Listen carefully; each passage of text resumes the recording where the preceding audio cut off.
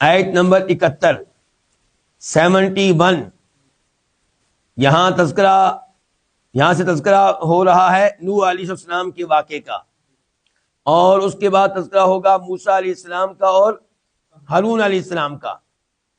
تو یہ واقعات کیوں ذکر کیے جاتے ہیں؟ یہ واقعات کیوں ذکر کیے جاتے ہیں قرآن کریم میں؟ اس میں کئی ایک فوائد ہیں۔ مثال کے طور پہ نمبر 1 فائدہ یہ ہے کہ نبی علیہ الصلوۃ والسلام اور اہل ایمان انہیں تسلی ملے کہ اگر آپ کو تنگ کیا جا رہا ہے، تکلیفیں دی جا رہی ہیں، پریشان کیا جا رہا ہے، جھٹلایا جا رہا ہے، تو یہ کوئی نئی بات نہیں ہے۔ جو پہلے اللہ کے نبی آتے رہے ہیں اور جو پہلے اہل ایمان تھے ان کے ساتھ تم سے بھی برا سلوک ہوتا رہا ہے، انہوں نے صبر کیا، تم بھی صبر کرو۔ دوسرے نمبر پہ ان واقعات میں تنبیہ ہے، وارننگ ہے نبی علیہ السلام کے زمانے کے کفار کے لیے اور اللہ کے نبی علیہ السلام اور صحابہ کرام کو تنگ کرنے والوں کے لیے اور بعد والوں کے لیے بھی، جو بھی اہل ایمان کو تنگ کرے ان کے لیے تنبیہ ہے کہ تمہارے ساتھ وہی سلوک ہوگا، تمہیں ویسے سزا ملے گی جیسے سزا ملی تھی ان لوگوں کو جنہوں نے پہلے نبیوں اور ان پہ ایمان لانے والوں کو تنگ کیا۔ تیسرے نمبر پہ یہ واقعات دلیل ہیں نبی علیہ السلام کے سچا رسول ہونے کی۔ وہ کیسے؟ کہ نبی علیہ السلام تھے امی، وہ جو لکھنا نہ جانتا ہو اور جو اوپر دے کر پڑھنا نہ جانتا ہو۔ تو آپ لکھنا پڑھنا تو جانتے نہیں تھے کہ آپ نے پرانی کتابیں پڑھی ہوں، یہ معلومات دے رہے ہوں، مکہ میں ہی رہے ہیں، اہل مکہ کے سامنے رہے ہیں، کسی انسان کے پاس لکھنے پڑھنے کے لیے بیٹھے نہیں ہیں۔ تو آپ کے اوپر یہ معلومات کیسے نازل ہو رہی ہیں، کہاں سے آ رہی ہیں، کدھر سے اتنی گہری معلومات آپ کے پاس؟ نوح علیہ السلام کے اور ان کی قوم کی تفصیلی معلومات، باریک سے باریک معلومات، موسیٰ علیہ السلام، ہارون علیہ السلام کے بارے میں تفصیلی معلومات، یہ کہاں سے آ رہی ہیں؟ اس کا مطلب یہ ہے کہ واقعی یہ کلام اللہ کی طرف سے ہے اور آپ واقعی اللہ کے سچے نبی اور سچے رسول ہیں۔ چوتھے نمبر پہ ان واقعات کا فائدہ یہ ہوتا ہے کہ قرآن پڑھنے والا، قرآن پہ غور کرنے والا اکتاتا نہیں ہے، اس کی دلچسپی قائم رہتی ہے۔ وہ واقعات جب پڑھتا ہے تو اس سے جو اس کی طبیعت میں اکتاہٹ پیدا ہو رہی ہوتی ہے وہ ختم ہو جاتی ہے۔ تو بہرحال ان واقعات کے کئی فوائد ہیں، یہ چند ایک ذکر کیے گئے آپ کے سامنے، ورنہ کئی فوائد ہیں۔ تو اللہ تعالیٰ یہاں پہ کہتے ہیں وَاتْلُو، اور تو پڑھ، بہو کا معنی اور، اتلو تو پڑھ، فعل امر ہے، آرڈر، تو پڑھ۔ اللہ تعالیٰ نے یہاں پہ خطاب کیا ہے، مخاطب کیا ہمارے نبی کو علیہ الصلوۃ والسلام، اور تو پڑھ علیہم، ان پہ، ان کے سامنے، نبأ نوح، نوح کی خبر،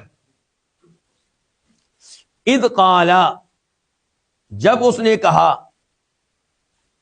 یعنی کہ نوح علیہ السلام نے، اذ جو ہے یہ بدل ہے کس سے؟ نبأ نوح سے۔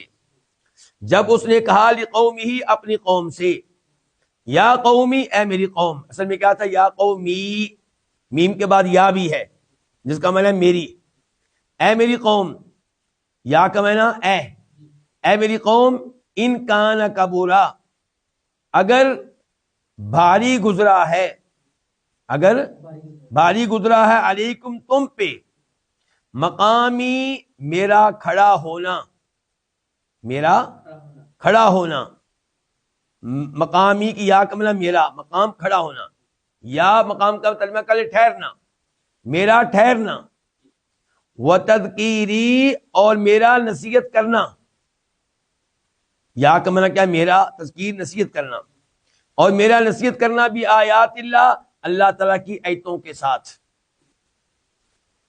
فعل اللہ، فعلا دو الفاظ ہیں، فا الگ ہے، علا الگ ہے۔ فا تو، علا اللہ، اللہ ہی پہ، ہی کے کہاں سے آ گیا؟ کیونکہ عربی زبان کے جو قواعد ہیں ان کے لحاظ سے توکلت کو پہلے ہونا چاہیے تھا، اللہ کو بعد میں ہونا چاہیے تھا، لیکن اللہ رب العزت اللہ کو پہلے لے کر آئے ہیں تو اس سے کلام میں حصر پیدا ہوا. تو اللہ ہی پہ توکل تو میں نے توکل کیا، بھروسہ کیا. فَأَجْمِعُوا فا کا معنی تو، اجمعوا تم پکا کر لو، پختہ کر لو، امرکم اپنے معاملے کو، وشرکاءکم یہ جو واو ہے دھیان سے، یہ وہ واو ہے جو مع کے معنی میں ہے. مع کا معنی کیا ہوتا ہے؟ ساتھ. فاجمعوا تم پکا کر لو، امرکم اپنے معاملے کو، وشرکاءکم اپنے شریکوں کے ساتھ، یعنی کہ اپنے شریکوں کے ساتھ مل کر.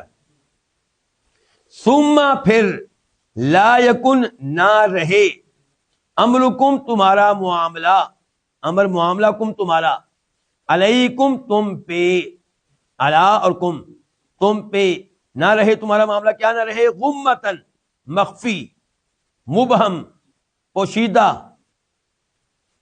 ثم پھر اقدو الیہ، اقدو تم کر گزرو، اقدو تم کر گزرو، الیہ میرے ساتھ. الیہ دو الفاظ ہیں، الا اور یا میرے، الا طرف ساتھ. پھر تم کر گزرو الیہ میری طرف، میرے ساتھ. ولا اور نہ، تنذرون تم مہلت دو، نی مجھے.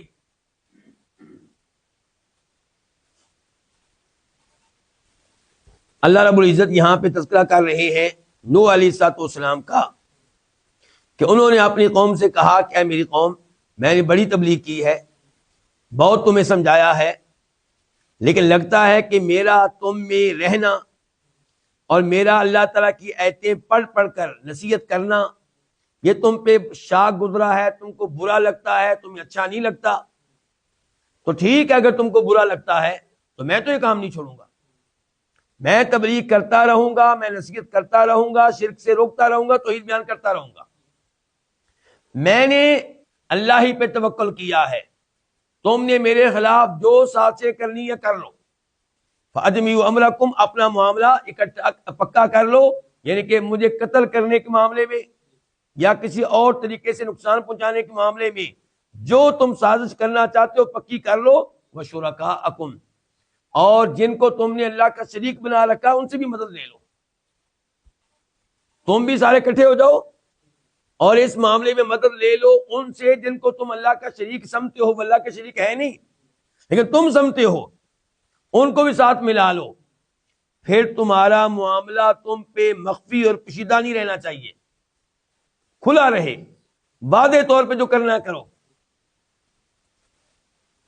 پھر اقدو الیہ میرے ساتھ کر گزرو جو تم نے عزم کر رکھا ہے، جو سازش تیار کی ہے اس کے اوپر عمل کرو.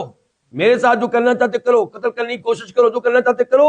ولا تنذرونی اور مجھے مہلت نہ دو، کر کے دیکھو.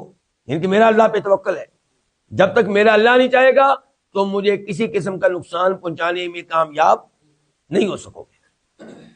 تو یہ آیت پڑھ کر تسلی ہوتی ہے نہیں ہوتی اہل ایمان کو کہ آج اگر ہمیں اہل شرک تنگ کریں، اہل کفر تنگ کریں تو ہمارا بھی یہی جواب ہے کہ ہمیں تکلیف پہنچانے میں تبھی کامیاب ہو سکو گے جب اللہ چاہے گا، اور جب اللہ چاہے گا تو پھر اس تکلیف سے ہمیں کوئی نہیں بچا سکتا. اور جو تکلیف اللہ نہیں چاہے گا وہ تم ہمارے اوپر مسلط نہیں کر سکو گے. اس لیے ہم اپنا کام کرتے رہیں گے، اسلام کی دعوت دینا، توحید کی دعوت دینا، کفر و شرک سے روکنا، ہم اپنا کام کرتے رہیں گے.